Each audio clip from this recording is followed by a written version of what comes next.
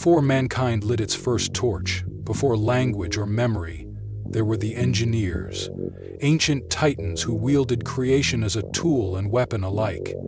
These beings, known in whispered legend as space jockeys, roamed the stars, bending DNA to their will. They seeded life, shaped ecosystems, and experimented relentlessly on their creations. Some called them gods, others saw them for what they truly were: architects of both life and unspeakable death. In their pursuit of perfection, they unearthed something they could not control: the black pathogen, a liquid mutagen born from a world older than sanity. It twisted life into monstrous new forms.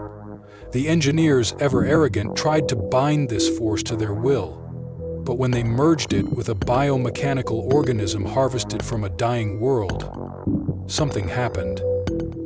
A creature was born from their own kind, a hybrid, a leviathan, one that would not obey, one that would awaken in time.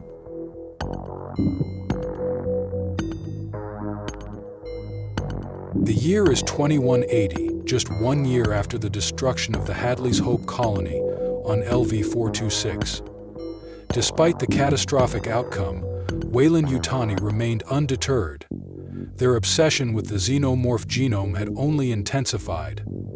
A black site expedition was launched to investigate the derelict ship long abandoned on the moon. A forgotten tomb containing the fossilized corpse of an engineer, the crew of the deep space research vessel USS Cassandra was tasked with more than exploration. They were to retrieve genetic samples, extract data from the ancient ship, and locate anything that could be weaponized. Leading them was Dr. Helena Shaw, a xenobiologist and descendant of Dr. Elizabeth Shaw.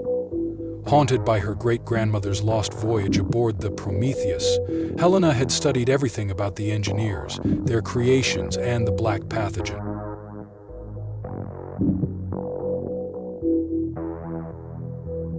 When they descended into the derelict, the crew found the remains of the massive space jockey pilot, a haunting fossil with a gaping rupture in its chest. Yet strangely, below the remains lay a cavity, a sealed chamber that had remained untouched for centuries. They opened it. Inside, they found a single preserved facehugger, locked in stasis by the derelict's ancient mechanisms.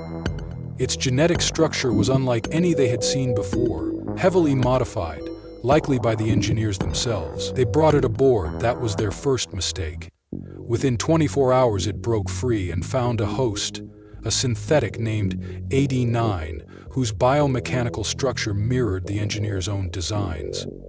The impregnation was different, slower, more violent. What emerged was not a chest-burster, it was a monstrous hybrid, already the size of a grown man, and it grew by the hour.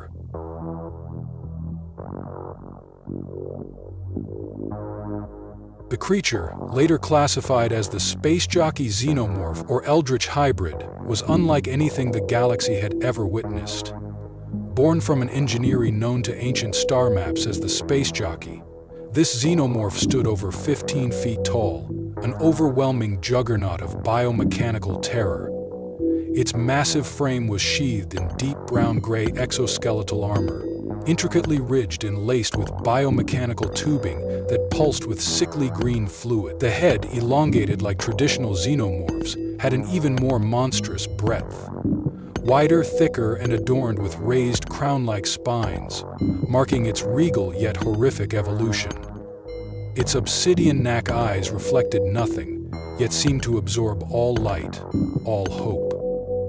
Rows of serrated teeth, far larger than a drone's, lined its massive jaws, from which poured a superheated, ultra-corrosive acid, strong enough to eat through starship alloy in seconds.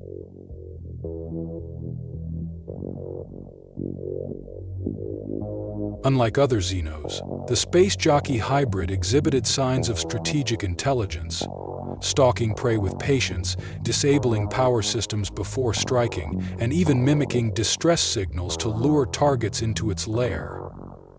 Its dorsal tubes were oversized, pulsating with energy, possibly functioning as both pheromone disruptors and sensory antennae. Its tail was double-barbed, prehensile, and strong enough to pierce exosuits and pin even a Yacha warrior to the wall. Most chilling of all, it seemed to despise lesser xenomorphs, often seen tearing through entire hives, as if to purge the impure from its genetic lineage. Whether this behavior was instinctual or a corrupted echo of the engineer's will is unknown. This was not merely a xenomorph. It was a punishment, a leviathan, a godkiller forged in biomechanical fire. And once it awakened, the hive was no longer at the top of the food chain.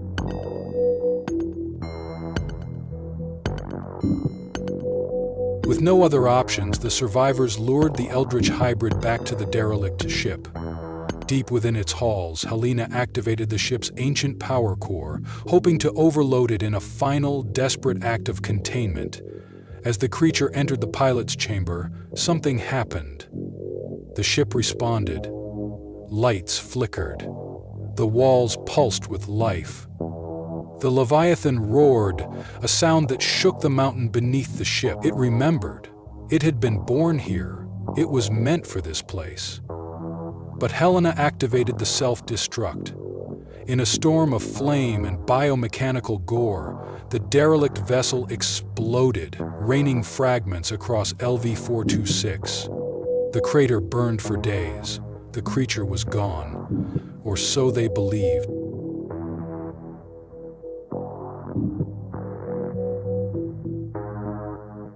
Weyland-Yutani recovered fragments from orbit.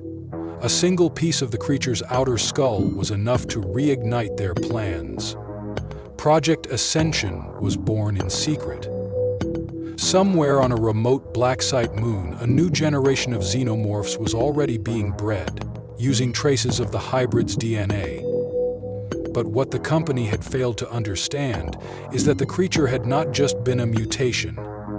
It was a memory, a remnant of a war the engineers had long tried to forget. And in the dark, something ancient still waits. Something watching. Something calling.